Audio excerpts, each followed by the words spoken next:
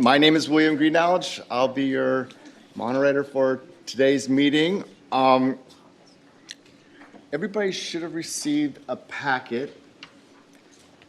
If you open up your packet, we have included the agenda. But what I want to focus you on is this card that's attached the inside of each packet. And this is the, I'm part of the employer response team. Have any of you called us before, the employer response team? This is a way, if you go to the back of the card, it will tell you when is it appropriate to contact us versus contacting the call center. Contacting the call center, and if you're trying to do a transaction, is usually the most efficient way to get something done because they have access where we may not. So if you're asking for a password reset, we wouldn't be able to help you. But if you, on the back of the card, if you have a critical or time-sensitive request, sensitive issue, unresolved issues, complex issues that involve more than one CalPERS division, or you have different divisions telling you different things, give us a call, and then we have access directly to those divisions to get you the answer that you need.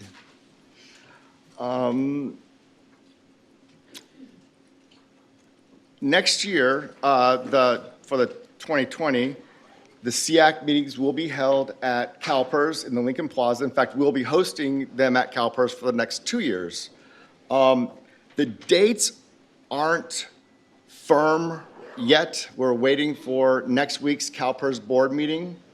They will finalize the board dates, and then that will finalize our dates. If the CalPERS board decided they need to change the date and that hits our SEAC week, then we get bumped, obviously. So we will be sending out a communication. We would ask that, like you do with these meetings, a register. We will send you out how to register for the SEAC meetings at CalPERS. Just a few housekeeping items. I want to thank you guys so much for the last meeting we had. We got not a single complaint where they could not hear the question. Everybody waited for the microphone to come to them. As you know, we are broadcasting this via webcast, so the people who are watching like to hear the questions as well. And if you are watching, you can submit your questions to CalPERS, and the email address is CalPERS_SEAC@calpers.ca.gov. CalPERS_SEAC@calpers.ca.gov. We are monitoring the email box, and we can ask your questions for you. If you are sitting at a table and you did not receive one of these handouts, or if you're watching via the webcast, you can also email our mailbox, and Susan will go ahead and email you the materials, so for the handouts as well. And if you're sitting at a desk that doesn't have the handouts, Susan can still email you the handouts, because I can see a lot of laptops out here. So I think that covers most of the housekeeping.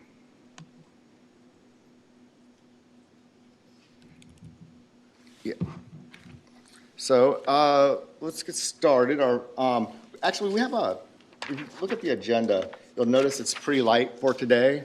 So I hope you all came with questions, because no questions and we might be done fairly quickly. So first up, we have our legislative updates. Andrea.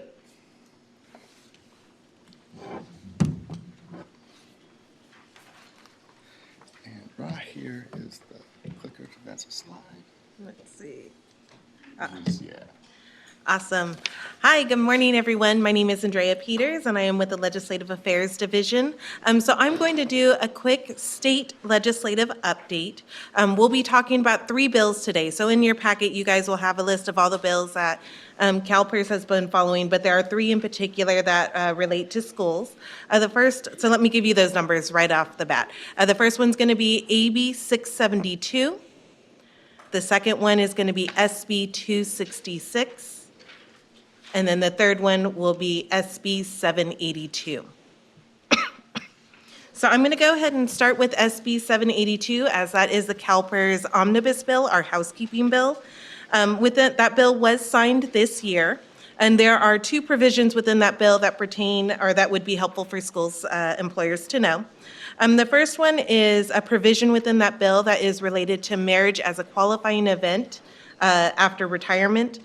So when a person goes to retire, if they were to get married after the date of retirement, that then makes that marriage a qualifying event, and they can select a new beneficiary and other types of benefits. However, existing law was not completely and totally clear, as some of the other sections were. So this particular section, we went in and we clarified the language that it has to be marriage after your retirement. The way that it was previously written, it was not super clear, so some people interpreted that their existing marriage that they had prior to retirement would be a qualifying event. That is not the case. It has to be a new marriage. So that was the first provision within SB 782. The second provision is related to the conversion of unused sick leave. So probably about a year ago, it was brought to our attention during an audit of a school that employers were, the transfer of unused sick leave was transferring between school districts and county offices of education, as is allowed under the Education Code. However, the CalPERS Code, the Public Employees Retirement Law, again, was not super clear. And so we were not able to allow for that transfer of unused sick leave when it came to the conversion time at retirement. So we went ahead and we made that clarifying change that whatever is in the Education Code would also be allowed in the Public Employees Retirement Law. So that provision was also signed into law under the housekeeping bill. So this was an issue that you guys had brought to our attention. That issue has been resolved. So the second bill that I'm going to talk to you guys about is also another CalPERS-sponsored bill. We've spoken about this quite a bit at length, but this is AB 672 by Assemblymember Cervantes, and this is related to disability retirement and retired annuitants.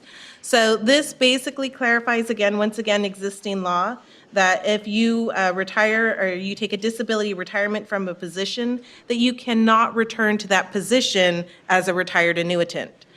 So the law wasn't, again, one of these things where it's not super clear. We made it explicitly clear that if you take a disability retirement and then you were to return to work as a retired annuitant, you cannot return to that same position where you had the disability retirement, a similar position, or a similar position with the same duties that you were prohibited from doing under your disability retirement.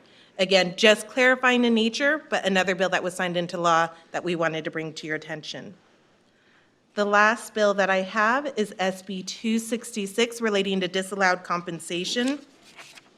So for this one, it does a lot of things. So I'm going to go ahead and read you the quick summary of the bill for you guys. This bill would define disallowed compensation for compensation items reported to CalPERS for pension calculations, and imposes requirements on state, school, and contracting agencies to pay a retiree whose pension benefit had been reduced as a result of CalPERS making a determination that something was reported was disallowed. This bill would require the employers to stop reporting the disallowed compensation, and then it also specifies how the member was going to be made whole. So who is going to be in charge of paying what to this member. It also allows or specified that employers are allowed, you are already allowed, but you are allowed to submit your MOUs to CalPERS for review, certain provisions within the MOUs related to compensation. So this bill was not sponsored by CalPERS. This bill was sponsored by the California Professional Firefighters. This bill made it all the way over to engrossing and enrollment, and then it was withdrawn. So this bill is currently being held at the desk. At this time, we don't have any further information about this bill or what's going to happen with this bill, but we will be providing an update in February once we know what's going on with the bill. So we had talked about this in all of the previous meetings. Again, these three bills we've been talking about for a while, but the bill did make it to engrossing and enrolling, and then it was withdrawn. It is being held at the desk, and we do not know what the intent of the bill is moving forward, but we will know more in February. So those are the three bills that I have. Do we have any questions? Veena from Orange County. SB 782, where you are telling us about the sick leave conversion. The Ed code allows the sick leave to be transferred for 1 year. So when you say now PERS law is in compliance with that, can you just clarify that piece? So whatever is going to be, so the way that the code reads is that whatever is allowed within the education code for you guys to do will also be allowed in the public employees retirement law. So if somebody is terminated and the 120 days rules still apply? Correct. Okay, that's Yes, all. it does not change anything or any of your existing practices. It was just during the audit, we found that it wasn't clear, and we went ahead and made it clear. Okay. So that we will defer to the education code. Okay, thank you. No problem. Okay, well, now we have Jeremy McCarroll here with Legislative Affairs to give you a federal update.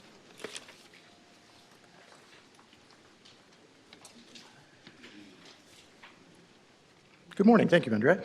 I was last here about a year ago speaking about some Social Security windfall elimination provision legislation. Now, those bills didn't go anywhere last session. Session ends, but with new sessions of Congress come new versions of old ideas. So just want to tell you about a few bills we're monitoring. The first one is H.R. 3934. It's by Kevin Brady, a Republican from Texas. The bill, a lot like last year's WEP bill, would change the one-size-fits-all formula that reduces Social Security benefits to a formula that better takes into account each worker's individual work history. The formula wouldn't apply to current retirees. They'd get a flat $100 a month. They're calling it a rebate. And then for future retirees, they get to decide if they like the new formula or the old one better. They'll get to make up their mind about that. Let's see, there's a competing WEP bill, and that's H.R. 4540 by Richard Neal, a Democrat from Massachusetts. Brady and Neal, they worked together on a bill last year, but this year they're going their own separate ways. They're still pretty similar. The Neal's bill still includes the same formula, but the rebate would be higher, $150 a month instead of $100. And future retirees, again, they get to choose, which formula they want. So all in all, Neal's is a bit more generous. Odds of passage, still a little on the slim side. Neal's is more likely to pass because he's a Democrat in the House, but it's not looking too promising for either of them to be signed into law. Still, we're monitoring, and we'll let you know about developments. And let's see, there's another two windfall elimination provision bills. It's H.R. 141 and S. 521, and they would eliminate the WEP entirely. Those we suspect have an even smaller chance of going anywhere, but again, we're monitoring and we'll keep you up to date if things change. And one more bill to talk about. Richard Neal also introduced a more comprehensive retirement bill called the Secure Act. That's called H.R., numbered H.R. 1994. The bill does a lot of things as it relates to private systems, like allowing unrelated small employers to band together for multi-employer 401k plans. But more specific to our members, the bill increases the required withdrawal age for pension plans from 70 and a half Yeah, from age 70 and a half to 72. And it would eliminate the age cap for contributing to traditional IRAs. Right now, it's 70 and a half, but if this bill were to go through, it would eliminate that restriction entirely. The bill passed the House with broad bipartisan support, but it's been subject to some sort of procedural maneuvers in the Senate. So it's had some fits and starts. Odds of passage still somewhat unlikely, but it's got a chance, and it's been in the news a little bit, so we're keeping a closer eye on that one. And that about does it for the federal update, unless there are any questions. Okay, thanks very much. All right, thank you. No questions on that, huh? I have a few. Okay,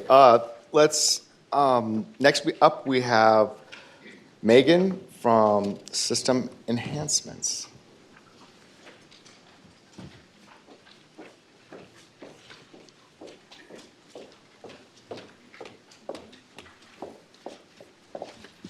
Good morning.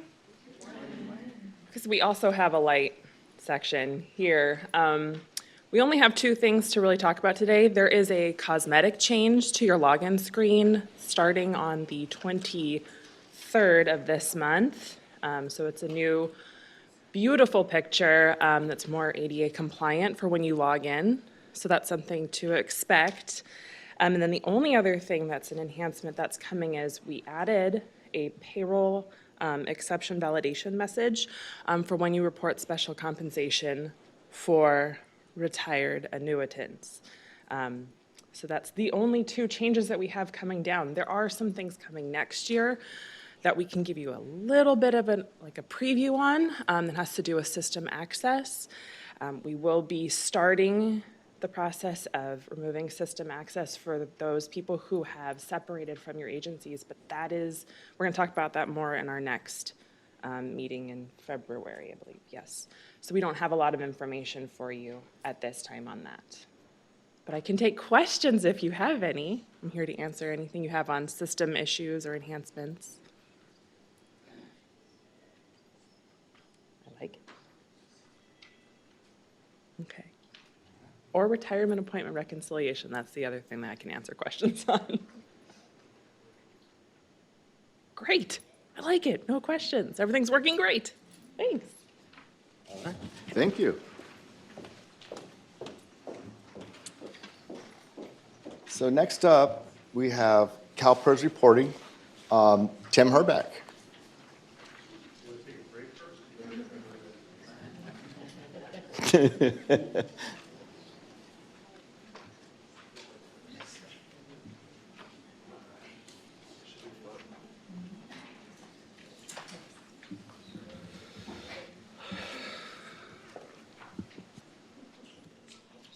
Okay, good morning, everyone.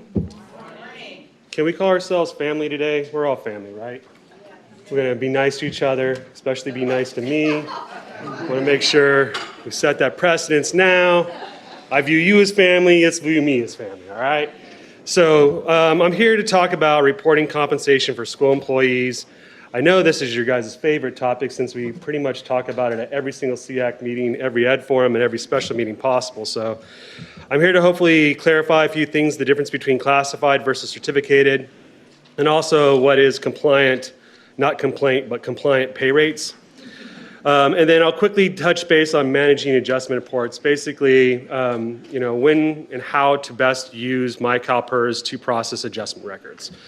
Recently, I did attend a small conference in Sutter County Schools.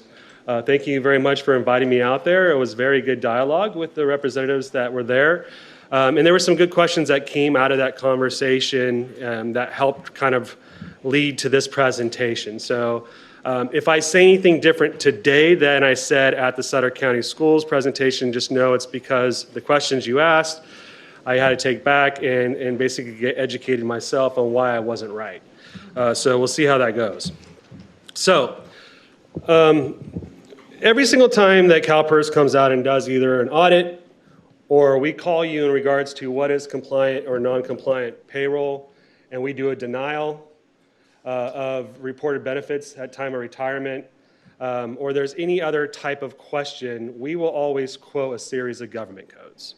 And since I know you love government codes and routinely ask us, can you give me the government code that substantiates what you're telling us, I figure I just start off with the government codes up front. So these are all the government codes we will always highly lean on. This is what basically dictates our work, this is what dictates our determinations, and this is what dictates the audit findings if you have an audit go out there. So if you're not familiar with these government codes, I would definitely take time, replace the Bible next to your bedstand and replace it with the Pearl, and go through these government codes for the next 6 months. So the first one is Government Code Section 20630, and basically the gist of this is that you have to make payments for services rendered during normal working hours, right? You report earnings for services that I do on my 8 to 5 time shift, right? During normal workable hours, if an EA perform any service, you have to report compensation. So that's payment for services performed during normal working hours. That's kind of the foundation of where we start. Then the next one is 20633, which talks about the ability for schools to report equal payments. And I'll say not report, but I'll say pay equal payments, because there's a huge difference between reporting equal payments and paying equal payments. The first, for anybody who's on a certificated or STIRS position, we will lean towards the Education Code 45165 as well as 8614. So that's kind of where we'll go to. After that, we'll basically go down to the Pearl in regards to what does it mean to have equal payments. And there is a government code, I think it's 20631, that basically says that you can pay the person, 20631 we talked about this morning? So yeah, 20636.1. No, that's 40. This is the one that says that you can pay a person equally. So you can take how many, 12, annualized 12, but we actually have to have those earnings reported as earned. I don't have that government code on there, but you can pay your people in equal payments, right? You take it 10 months as a school calendar year or 12 months, and you annualize, you take their annual salary divided by 12. And why do most of you schools do that? Especially those who contract for health benefits. It's so that you're constantly paying them something that you can take money out to cover the health premiums, right? So you can do that. But the thing for CalPERS reporting purposes, even if you pay them equalized, you cannot report earnings to us in a period of time for which they did not perform a single day of work. So if they do not work in the month of August, even though you paid them so you can cover their health premiums, we do not want any earnings for August if they perform 0 minutes worked. Minutes, right? If they came in and worked and cleaned their office out for 20 minutes and they worked, then they worked that month. If they did no work, then we don't want any earnings reported to CalPERS. Government Code Section 20636.1 then clarifies what is considered work to CalPERS, and this is what we lean heavily on for our classified members. In order to be a member of PERS, as a classified member, you are considered full-time. Scheduled full-time hours per week, by default, should always be 40. There is no other option other than 40. Not 37 and a half, not 38. There's nothing other than the number 4 and the number 0, 40. That is what's considered full-time. And so some of you have asked, what happens if they work 3/4 time, 1/5 time at 2 different positions? All earnings need to be reported to CalPERS so that they can have earnings reported up to 40 hours, because that will give them full-time service. So full-time is 40 hours per week, 173.33 hours a month on average, 2,080 hours a year, or 260 days. Anything other than those numbers I just quoted you is not full-time. Okay? Then we get into some PEPRA government codes. 7522.34 says normally monthly rate of pay or base pay has to be pursuant to a publicly available pay schedule. And 7522.34 is the compensation that has been deferred, deemed pensionable compensation when earned rather than when paid. Again, we're just further supporting you report to us when earned, not paid. And I know I've had a number of conversations. It's like, well, we pay this time, or we pay it this time. And it feels harsh when we say it, but we really don't care when you pay them. It's when earned. If they earned money in August and you pay them in October, those earnings need to be reported with August dates. Not just because you report in September or in October in your September payroll. They didn't work in September, they worked those hours in August. So that earnings needs to be reported in August. Then we go to California Code of Regulation 570.5. Without going through this entire list, it basically states what we require for a pay schedule. And I know over the last year or so, Comp Review has done a very good job on kind of looking at a number of salary schedules. If you haven't sent in your salary schedule yet, I would recommend sending it to our MOU mailbox. I believe I have the email there. But we really want to help bring you into compliance. And basically, it has to be duly approved and adopted. We need, I must stress, need the position title on the salary schedule. I don't know how many times I'm trying to do a determination. I go to your website and I look up CSEA representative bargaining group, and I pull the salary schedule and I have 1 through 100. And I'm trying to look when the person fills out their retirement application, administrative office technician 2. Well, what is an administrative office tech 2 when it comes 1 to 100, right? There is no job titles on the bottom of this form. There's nothing other than 1 to 100. That's not compliant. Get rid of the numbers on the left-hand column. Give us the actual position titles. And it's actually the position titles for which you actually have a duty statement or have a qualified position for. You have to show us a time base for each. It has to be available for public review, indicate the effective date. A lot of times that's missing. We want to know, when did your board make it effective date on there. And it has to be retained for no less than 5 years. We often get a lot of questions when we go out and train. It's like, well, your retention policy says 5 years. Why are you asking me to provide it for something that somebody retired in 2006? Well, we have people who leave the schools all the time, right? And they go into a private sector, and now they become 55 or 60 years of age, and they're retired. The last reported compensation with us was from 2005. If they have fluctuating pay rates that go from $4,000 monthly, and then all of a sudden an hourly rate of $72, and then another monthly rate of $3,700, and we can't determine what it is, we have to call you. And if you're unable to substantiate what that pay rate is, we potentially can deny it. So we suggest that it has to, in the government code, it says not retained for no less than 5 years, but we recommend that you keep something on hand for longer or whatever go into your retention policy. What's really great is in my CalPERS today, we do allow you now through a left-hand nav to upload all your labor agreements and salary schedules. So if you are going to do that now and you take everything and load it today, guess where we are 10 years from now? 10 years from now, our library is huge and we no longer have to call you nor worry about you going back to your archives, right? Do you have to go to that box that's in a vault somewhere underneath someone's desk and get out the microfiche tape to figure it out? No. You load it all into my CalPERS, and so 10 years from now, this won't even be an issue anymore. So if you're not accustomed to that, I recommend you can reach out to our employer training team or myself, and we'll walk you through how to upload all your labor agreements. So a pay rate. What is a pay rate? A pay rate is, again, the normal rate of pay to similarly situated members. What is similarly situated members? It means a bargaining group, a labor group, a classification group, right? Your bus drivers, your personnel, your admin office. It can also be for exempt and executive staff. A lot of times we get questions on, well, there's no similarly situated group for this person. He's a CFO. Well, yeah, there is. You have a CEO, a CIO, a CFO. You have your high execs. Everybody has a contract, and you can group them together. If you don't group people together, or we can't look at them and compare them, they're no longer similarly situated. You're opening yourself up for a determination that's not in the favor of your employees. So if you have these contracted employees, make sure on your website you put them together, classified, or not classified, credentialed or confidential or other, right? Executive, but group them together. Then we can look at them and we'll know, okay, this is the entire similar situated members. That is part of a group of class, which is the next box, on a full-time basis. What's full-time again for classified? 40 hours. Full-time basis during normal working hours, and we have a publicly available pay schedule on the website. All right, so reporting equal payments for certificated members.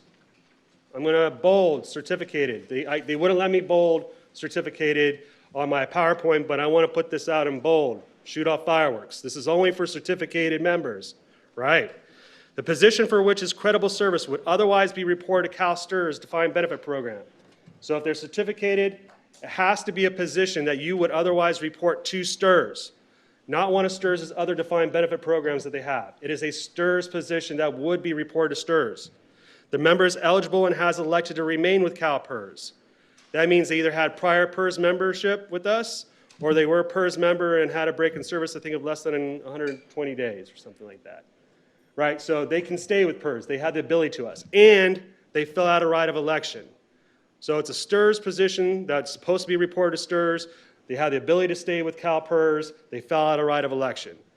Credible service is rendered during reporting period.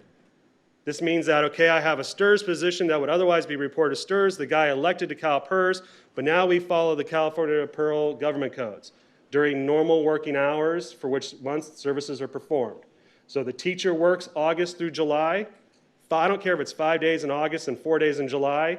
We would want to see the payments in August all the way through July. We don't want to see you report the August earnings in June's payroll to make June or July full-time, right? It's not 10. If they work, I don't know how many schools I've reached out. I know my kids go to school now, and they start August 20th, and they end on June, I think, 8th, around there sometimes, right? So the true month that a student truly is not at school is really July, unless somebody has a true September through May time period or September through June. July really is the only month teachers do not work. And so we should see earnings equally paid across August through June.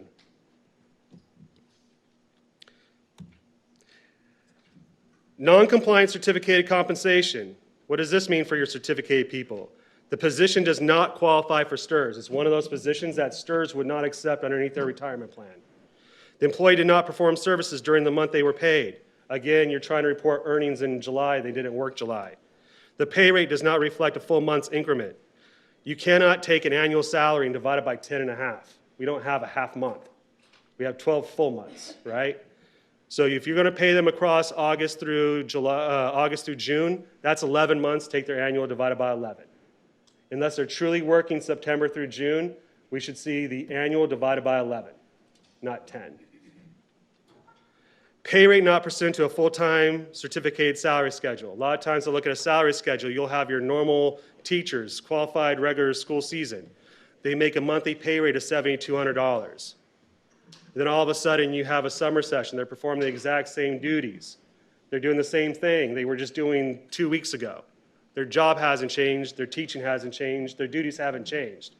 All of a sudden we see them make $9,000 a month for 1 month. Or you convert it to an hourly pay rate at $85 an hour, and if we times that by 40, it comes out to a $14,000 pay rate a month. What's the difference between when they were making $5,000 in June and now making a $14,000 pay rate in July?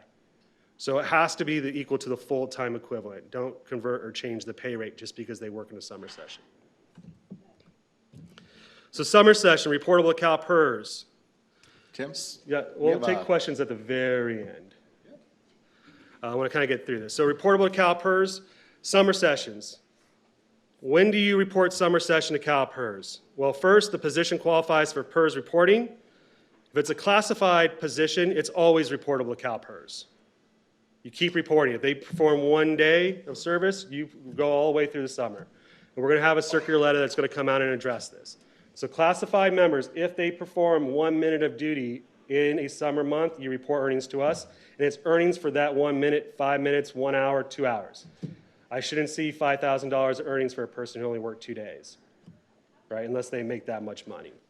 But we want them to continue reporting, and it should be the same pay rate that they had during the normal school season. STRS, can a STRS person, a certificated position, have summer sessions? This is a little tricky. The answer is yes, only if the following apply. Is the position a STRS qualified position?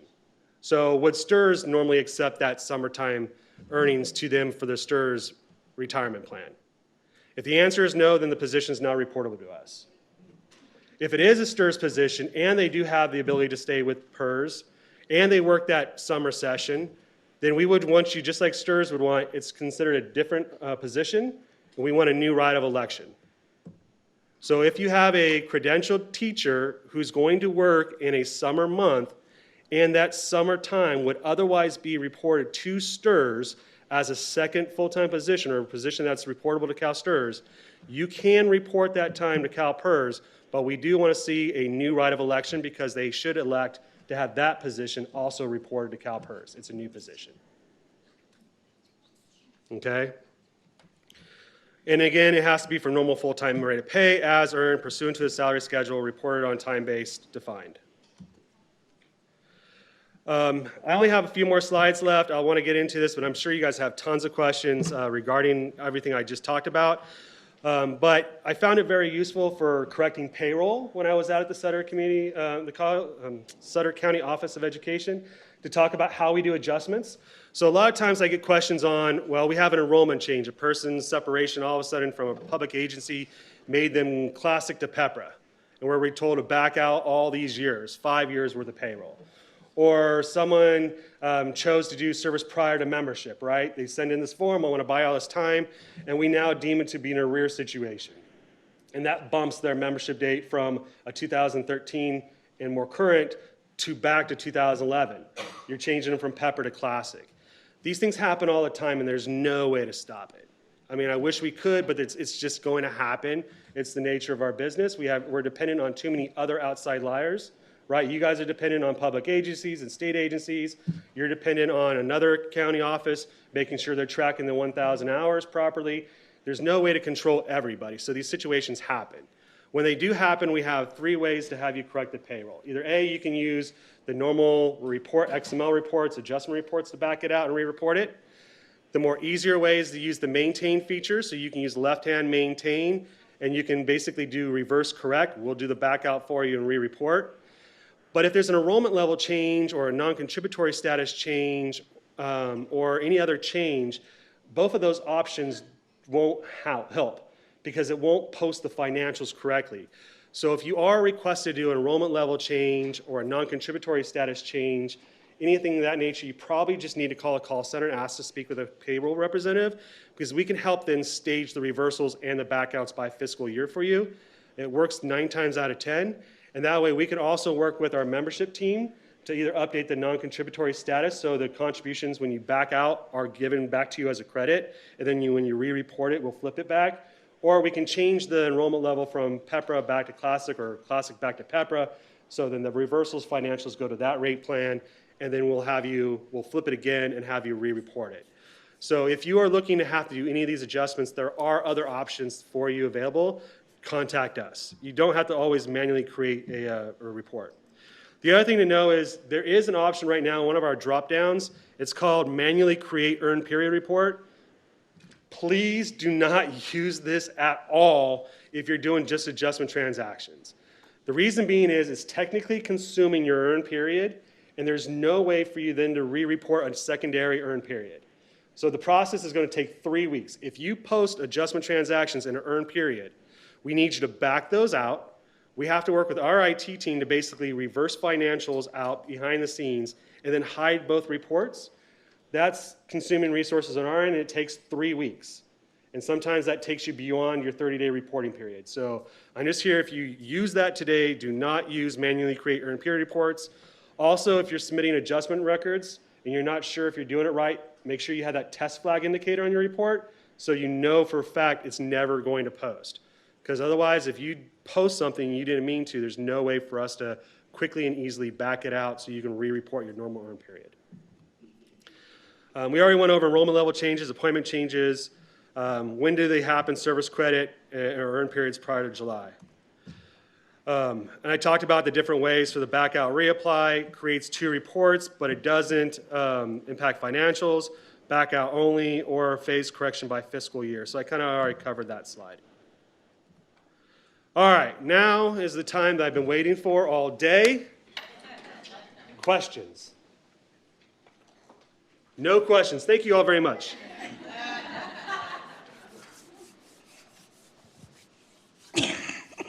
Veena Oh, I from got her all Orange choked County. up. Yeah.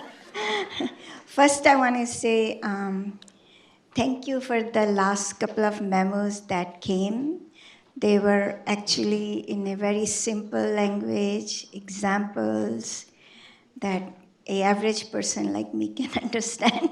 So I want to say the memos have been not that wordy. They were really good. Thank you. Well, not me. Kevin Lau back here, he wrote them all. Say thank you, Thank Kevin. you. He is the brain behind all the circular letters. Thank you. I just want to say they were easy to understand. Now you ready for the questions? Well, I think Brad and Jennifer wanted to come up here and talk about the ed form, so. The I know I'm trying to fill up so you can take it to 12 o'clock. Okay. So the first one is about the, you know how you said under education, Government Code 20636.1, 40 hours per week. This is just to clarify that if a person has a part-time job, let's say 9 to 12, then they have another job, let's say 9 to 12 p.m. at night, they both will fall under this, right? Okay, just wanted to clarify. And then on the salary schedules, under 570.5, for certificated salary schedules, if the title says faculty, that's acceptable? Is that what their duty statement says? That's what normally the certificated salary schedule says, faculty. Okay. So I mean, is that acceptable? if it's a position that says faculty and we can kind of, if it's a certificated faculty member, we don't have to have history teacher, science teacher, but if it's faculty and your employees know at time of retirement to, when they fill out that retirement application and it says, what is your position title, to place faculty down, that's fine. But the problem comes into play when on the retirement application, they give us something else and we can't match it because then we can't, I mean, we're not, I would love to say I can read minds. I tell my children I can, but we have to match, and if we can't match it word for word, then we're going to contact you. You're always great at picking up the phone, not like other people, but you are great. So I would just say if you can do it as faculty, it's fine, as long as that's what they associate their job to. Because otherwise they will have to create too many schedules. Yep. Nope, if you say faculty, as long as we have a position Okay. on there and we can match their pay rate. Okay, 2 more to go. Okay? Okay. Equal payments of certificated member. How you were talking about the whatever is creditable for STIRS purposes is reportable to PERS if they have a right of election. What happens if somebody has a part-time contract, let's say 60%, and under STIRS they do allow outgrowth activities? Are you familiar with that? No. Outgrowth is things that a teacher can do other than creditable service, like in STIR's case, like say walk-on coaches or some other activities. And STIRS allows those to be reported to STIRS like a service. So I wanted to know, what do we do if that teacher has elected PERS? Is the position they're doing a certificated position? So do they have a certificate to do a walk-on coach? That position doesn't actually allow a certificate. It comes, that's why they call it outgrowth, means like things teacher can be expected to do while they are working, like a training. I'm going to pretty much probably, and I may have to depend on Heather, but I'm going to say if it's a certificated position, so they're a teacher and they're working part-time, and that part-time position would be reportable to STIRS as a certificated position. They're part-time and they take on additional little duties like walk-on coaching, then that technically I don't believe is a certificated position for which would be reported to CalPERS. Only the certificated classification would be reported to us. We won't be able to do that because it gets too complicated for people to remember, okay, this one goes to PERS, this one goes to STIRS for same employee. I Go mean, ahead. I agree with Tim though. So if it's a walk-on coach and it's like more like a classified position, for our definition, I would say it's not reportable. I mean, we're talking about like if it's a certificated teacher, right? And they elected to go to Yes. PERS and they're a teacher, and that's what's reportable. But all these extracurricular outside things that might qualify under STIRS, that's not the type of certificated position that we normally would allow. They'd have to, through the right of election, our membership team would have to then approve it. And then in that case, if it was approved by our membership team, then potentially be reported. Because from what I understand, for STRS, it's every unique position has to be defined. And so you would have to define those other duties performed for earnings, and they would have to fill out a right of election for each of those positions, just like they would have to be for STRS, is from what I understand. And so, and the other thing we would fall upon is now even taking a step further, are those like additional earnings, because STRS has you just report earnings. Do you have a defined pay rate, hourly, daily, or monthly, that you can assign to that position? So it would be a series of things, right? Is it certificated? Now, if it's a certificated position, does that position qualify for a STRS position? And would STRS accept it under their rules as a position defined? Other duties performed for other earnings, from what I understand, they also have to have that position has to be accepted by STRS and report to STRS. If it is, then we will want a right of election for each of those other positions in order to have it reported to CalPERS. Otherwise, just report the one certificated job.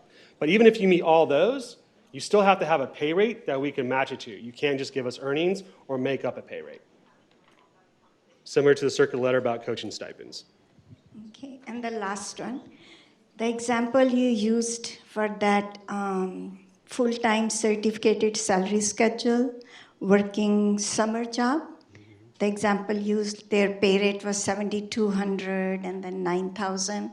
So what you are saying is, if we report the $7,200 pay rate for summer assignment, that's okay then? Yes. Okay. And I do want to clarify and stress this as well. I didn't really talk about it in my part of the presentation, but for all your certificated employees who have a right of election and have elected to be reported to PERS, right? So those are the qualifying. There's a STRS certificated position. They have the right to stay with CalPERS. They've elected with the right of election, and our member election team has approved the position as a reportable position to CalPERS. The pay rate you use to report that, not that I can make a requirement, nor can I put it in writing, because the Pearl basically says you can do monthly, daily, or hourly, but we're highly recommending, and I'm going to put it like with emphasis and asterisks on both sides, that for certificated positions, the pay rate type should always be monthly. If you use a monthly pay rate type for your certificated employees, you're going to reduce the odds of any kind of questions at time of an audit or at time of retirement. Because even though they're not considered full-time per the Pearl, under 20636.1, they should get full-time service, and the best way to ensure that they get full-time credible service is by reporting a monthly pay rate, and that pay rate equals earnings. So that will be for just certificated. For your classified, non-exempt employees, our recommendation, a high recommendation, is that you report all your classified on an hourly pay rate basis. Your exempt employees, the ones who can work, the nice ones that get to come in the office for 2 hours and get paid out 8 hours for that day, or maybe they, you got that boss that comes in 1 hour a day for an entire month, and they still get paid a full month. We recommend you treat them the same. You give us a monthly pay rate, because it doesn't make a difference. It's whatever's considered full-time. And if they're considered full-time, is right, 40 hours, 260, 2080. Even though they don't have to technically work that many hours to get a full annual salary, if that's the case for exempt employees, you should do monthly. I'm going to say it now, most of you should probably get rid of your daily pay rates. I think Anna had a question first. Okay.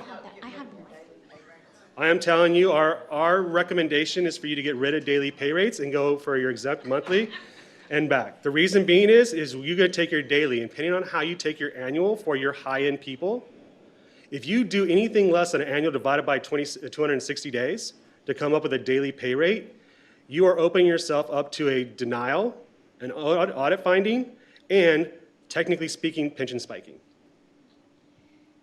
So I have a question on pay rates also. One, when it comes to certificated, Ed Code states that the salary, the pay rate is annual based on the number of duty days for that position. So for your certificate, it actually has to be an annual salary schedule.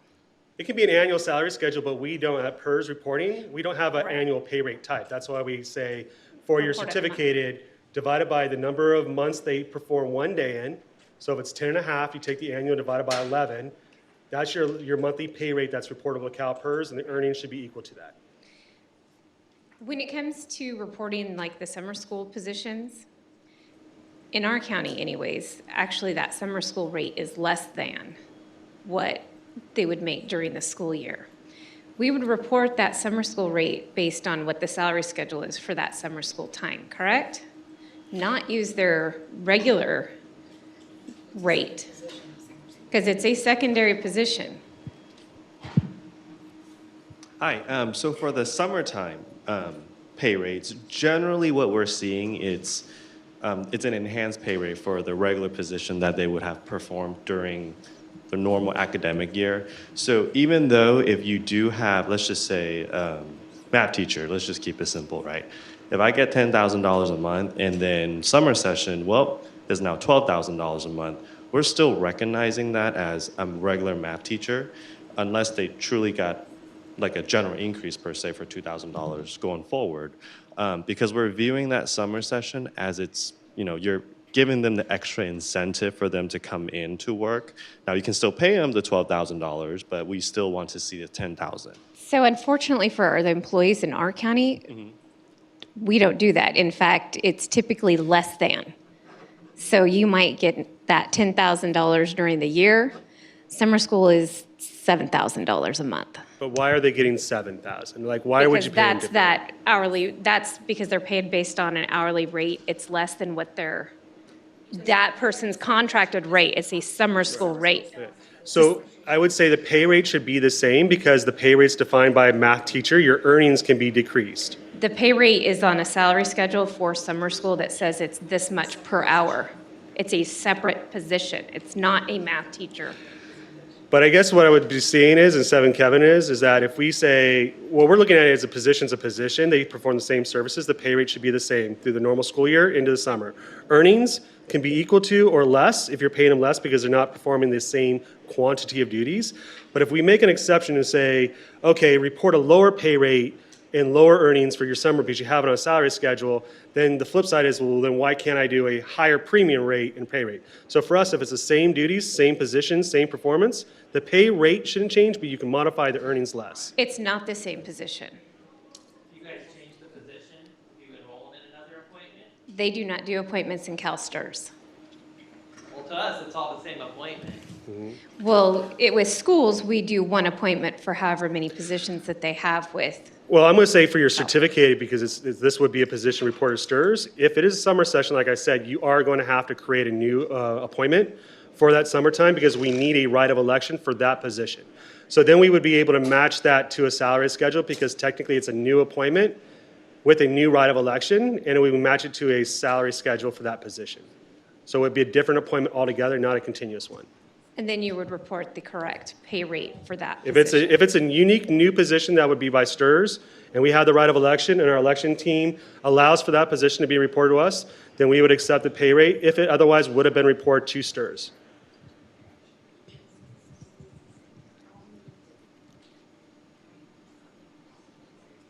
But generally for summer sessions, we don't see a lot of that for certificated. We see the increased pay rates for your classified.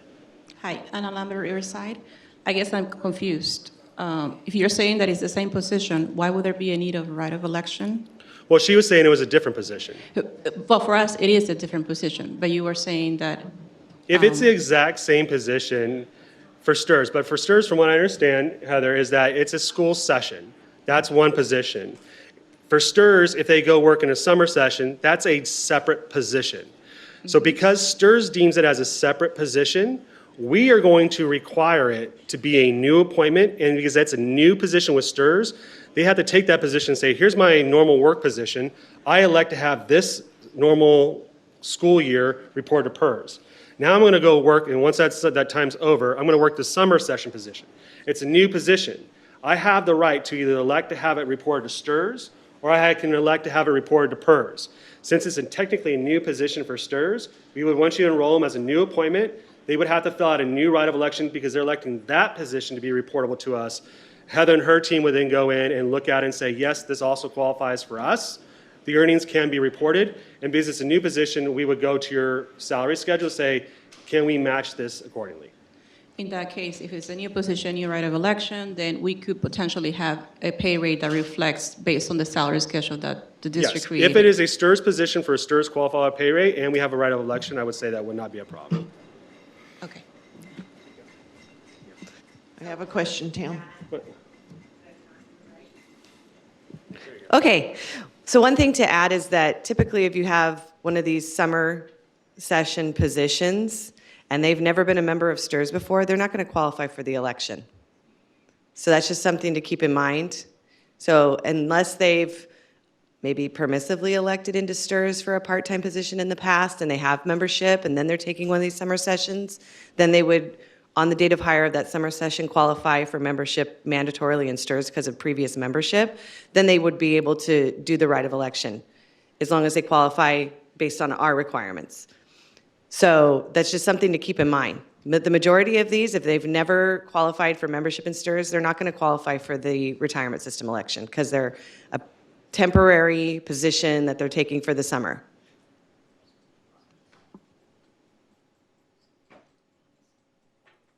Okay, so I have a question. So summer school is voluntary, right?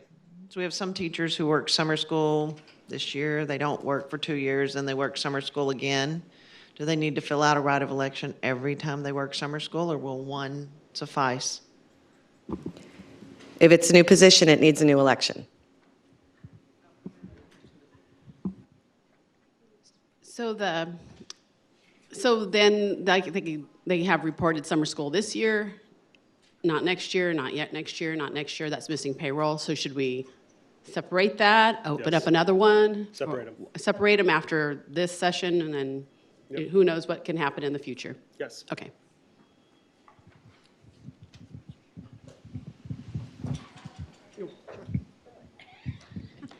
I might be misthinking something, but if a full-time teacher gets a full year of service credit, wouldn't that summer school actually be considered overtime and not reportable? It actually works just like the classified people. It actually works because it's a new position. Otherwise, it could be reported to us. And so we would still, it's a new position. We want to report it.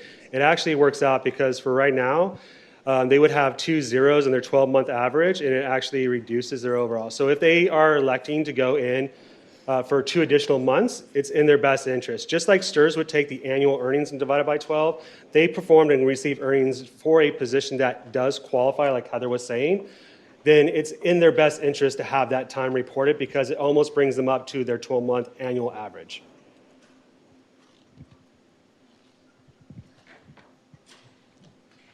I have a question. Tim? Oh, hi. My question has to do with dates in regards to certificated people.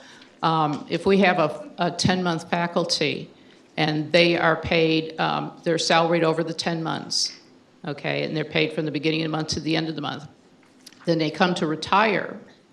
Now, normally basically the last day they work would be the end of the semester, would be, say, mid-May, but they are technically paid to the end of May because they're paid for the full month regardless.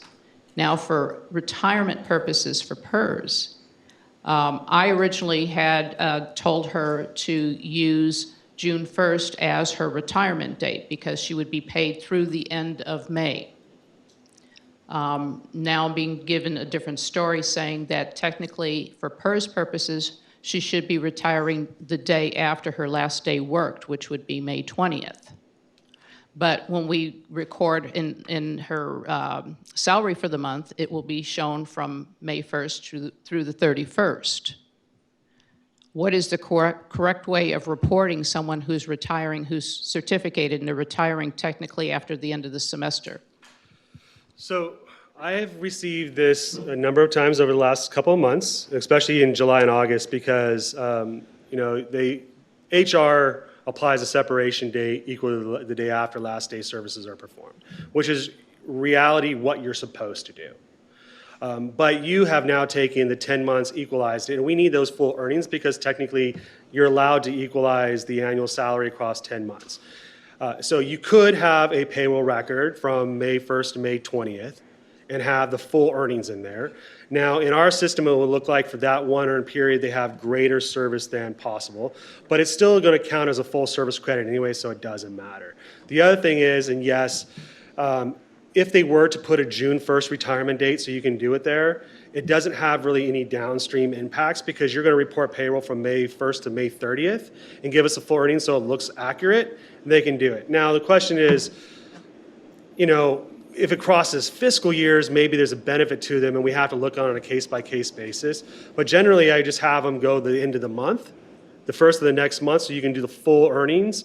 If there's any downstream impacts like a death case, right? Because normally we get these for death. Someone dies on May 10th, and we're trying to pay out survivor benefits within 5 days. And so you're trying to figure out how to report those earnings for 5 days. We just have you report all those earnings in those 5-day windows and separate them equal to the day of death. So then we can start our process for the death survivor benefits. You have any, okay. This side, sorry. I had a question regarding the buyback. If an employee is a PEPRA employee and they do a buyback prior to 2013, so they would technically be classic, would the buyback automatically make them a classic member? I think I didn't clarify that right. If they're doing a service prior to membership and it's actual purchase of service prior to membership, it doesn't change their enrollment level.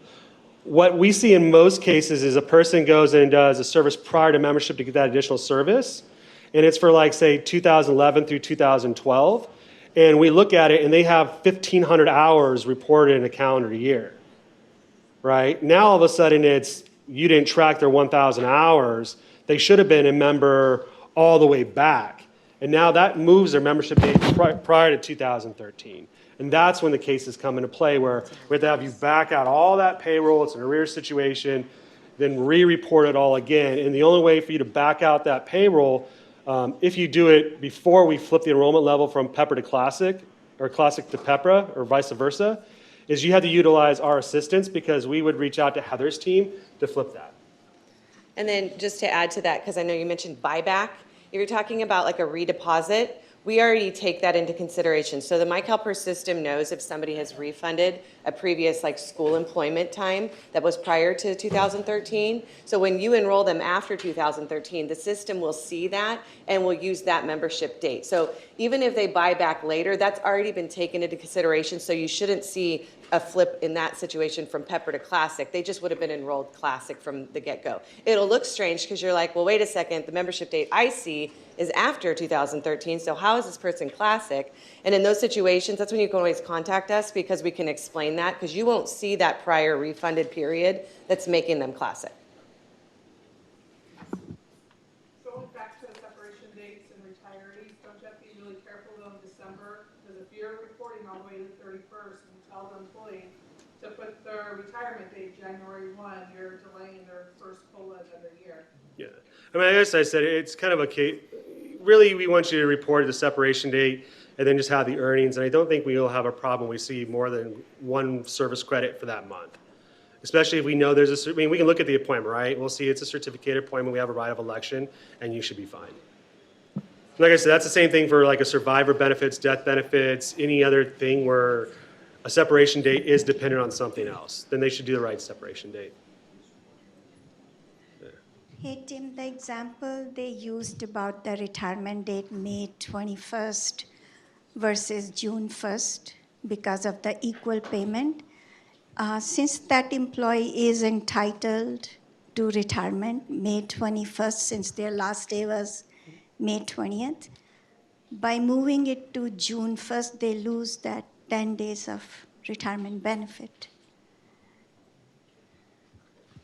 So on this topic here, it would probably be we to look at them case by case, because you're right, the person can step on May 20th, May 5th, May 6th, whatever it is, and still get their full month because they're certificated. But those cases, we would probably have to do some kind of admin remedy behind the scenes to ensure that they got their full service and they could truly retire after the SEP date. Yeah, so I know we have tools back at our office that we use in situations like that. Yeah, so we don't want to short the member ever. Right. You can't really force them to retire. They can retire whenever they want, essentially. They don't retire from you. They retire from CalPERS, actually, right? Like, they separate from their employer, but they retire from us. So in cases like that, when the SEP doesn't work clean, the 31st, the 20th, we would probably need to look at that. And this is just for certificated, right? Because they're getting the full month every month. We're classified or getting as earned. We would probably need to look at that and figure out what, for lack of a better term, an admin remedy to ensure they get their full month and they can retire on the day they required or they wanted. There can also be health. I mean, probably applying a separation date equal to the last day worked. is best because there also can be impacts to health too, right? If they contract for health benefits, we don't want to delay their health benefits even longer. So just know that when you're reporting it, just change the record end date. Report all earnings and just check the record end date to equal the last day they worked. And you shouldn't have a problem. That's probably the best option. I just want to clarify on the normal work hours, because I've always been told that we report all hours up to 40, because most of the classified work like 9 to 3 or something, and then they do something in the evening or after school or something. That's still reportable. You report everything up to 40 hours in a week. It's not during their normal workday? No, what it is 40 hours is considered full-time. That's what it is, right? And the intent behind that government code is specific for schools. I mean, you guys kind of created the problem. It's because you guys have people who have multiple positions. And back in the day, I mean, you would only report the highest pay rate in 3/4 time, and they were working 2 or 3 jobs, and so they weren't entitled to, they were working full service technically because they had multiple positions, but you were only reporting the highest 3/4 pay rate. Now we're saying is, in order for them to get full service, we want you to report everything till they get to 40, right? And I'll put an asterisk by that also. I say till because 40 is full time. But I do get the question. I know Claudette, where are you at? You know, we've had conversations right now. What do I do with my 3/4, 1/4 person or half-time person? Do we set parameters in our system to cap earnings as soon as they hit 40 hours across multiple positions? And my answer is no. Do not do that.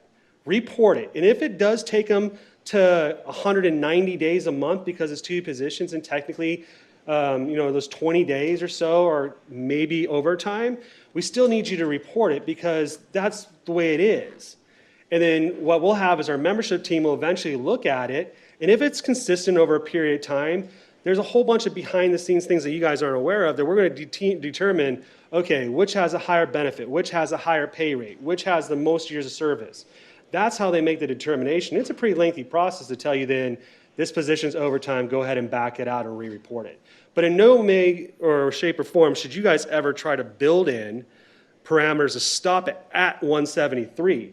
Because what happens, and I know that you get this question all the time, is like, well, we don't hear from the districts until like the next month that they got docked and now we have to take earnings out from this position. Well, if it's a 3/4 position that they docked, are you monitoring that time that you didn't report for the halftime position and they're going to also add that back in? I mean, are you willing to do that due diligence and constantly monitor all your positions to make sure every single month they have 173? Probably not, especially if they work across multiple districts. So report it all. So we say up to 40, but really it's 40 in all positions, so they get full service credit. Okay, one more question. On the classified summer school, I hate it. But anyway, they make a different pay rate for summer school. So what we should really do is report their normal pay rate for summer school, even though that's not what they're being paid, but the earnings would be correct. Yeah. Okay. Because that, what happens is that our time of determination, a lot of times we'll see a 5,000 monthly pay rate, and then you guys convert some kind of classified summer session to an hourly rate, and it's like $60 an hour. We take 60 times by 173, and now the monthly equivalent becomes 14,000. That sets off all these red flags, and we have to determine, and most likely we're going to deny it as overtime, because technically the pay rate's overtime pay rate, but really the service is not. The service should be reported at the normal pay. If you would have reported equally across the board, those red flags would have never, and we would never have to call you. I think I'm getting the hook. We'd like to. Yeah, I'm giving break? yes, break time. Break time. All right. Okay. Why don't we go ahead and take a 15-minute